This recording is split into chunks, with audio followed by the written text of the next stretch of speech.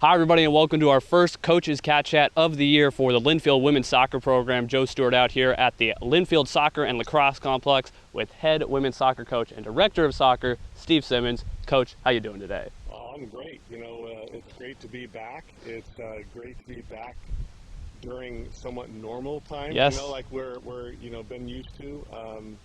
But just grateful that we have another opportunity to kind of move the needle for the program. Definitely, yeah. It feels like it could be that kind of year after a couple of wacky seasons the last couple of years. So I got to imagine the team has got to be pretty excited to be out here this last week and a half and really feel like they can hit the ground running, not having to worry about COVID restrictions or if people aren't going to be eligible to play or if a game is going to get rescheduled. How freeing has that been just as everybody's been getting ready for the season? Well, I think sometimes it's important to just remind ourselves what we've been through and have some gratitude of what we have and take advantage of it. Yeah. Because you don't realize this kind of stuff until you don't have it anymore. Which for many of us, for a couple of years, we didn't have that opportunity. So now we have it. We're going to take full advantage of it, and it's going to be fun to watch this program grow. What have you guys been working on these first few weeks? Obviously, the usual conditioning, getting back into shape, but give us a rundown of what this about week and a half has been since everybody got back on campus. I think the one glaring thing that sticks out is the fact that the returning players were tremendous as far as their fitness coming into camp. I think that's always a tough Huge. one.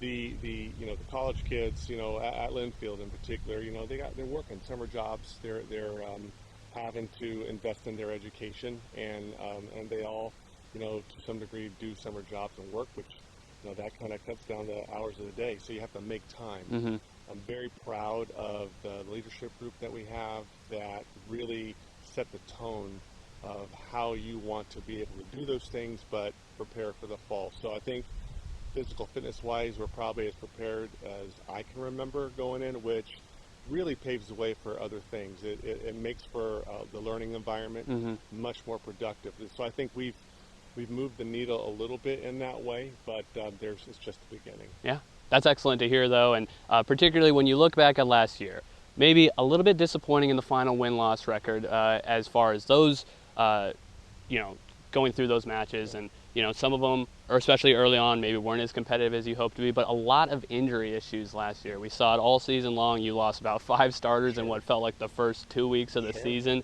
but it did obviously create a lot of opportunities for younger players.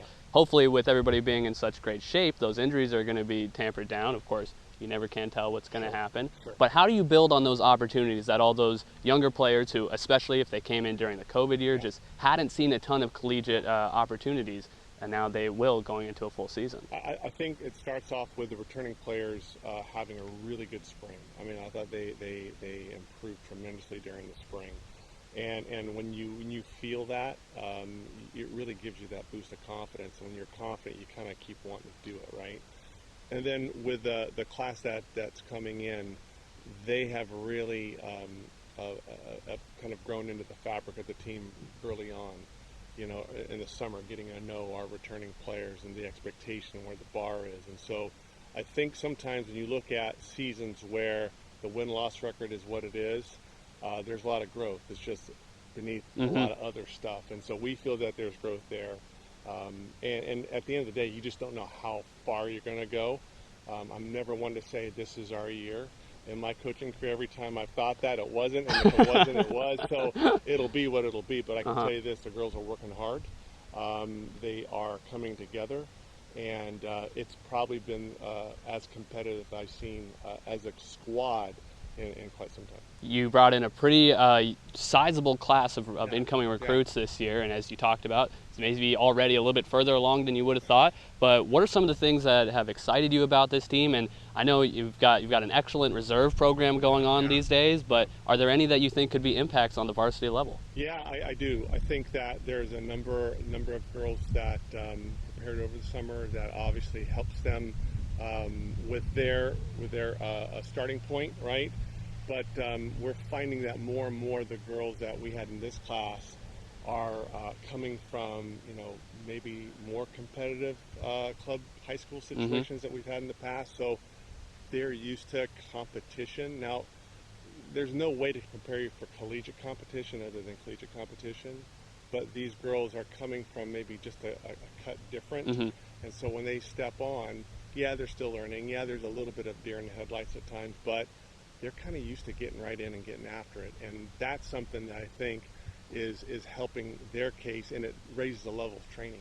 So the training level is very, very high because of that, because everybody can push each other.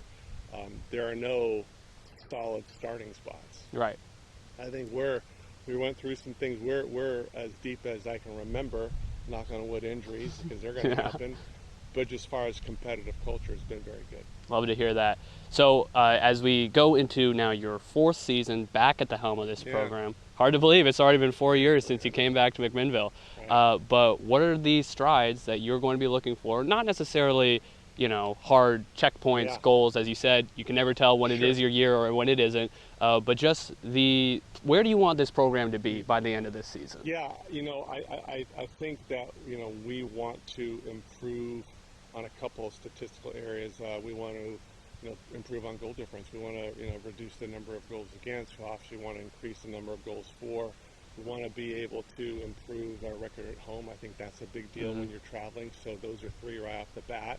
And then if we can get those things moved in the right direction, then you'll see us climbing the table. And that's what we all want to see. You want to see things climb the table. And you've got a pretty competitive league, but you got, I think 3 new coaches in the league, and so with new coaches come new philosophies, and so there's a lot of opportunity for a lot of different teams to make moves, right? And so we want to certainly be one of those teams that can make a move up the table.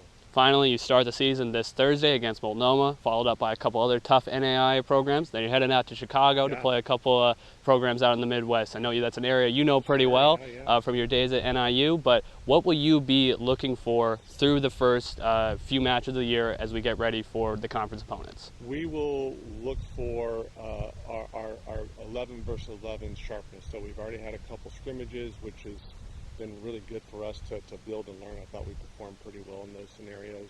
But now it's a matter of, okay, these matches we have this Thursday and this Saturday, how far are we as far as competitively? Because we want to be able to go into that trip to Chicago playing 2 very good D3 programs, ready to kind of put it out there. Because that following weekend we open up in Tacoma, which is awesome, because you get the top 2 teams on the road, off the bat, see what you're made of. And so these first 4 games are going to do well for us if we can prep to kind of target that first trip for our conference. Love to hear it. Once again, the Wildcats open their season this Thursday right here in beautiful McMinnville, Oregon, 4:30 against Multnomah University. It'll be a doubleheader. We'll have the men's match following that. We sure hope you come on down and cheer on the Cats in person, but if you can't make it, we'll have live coverage for you on the LSN, as we will with all home matches all season long. Coach, thanks for the time today, and good luck. Thanks, Joe.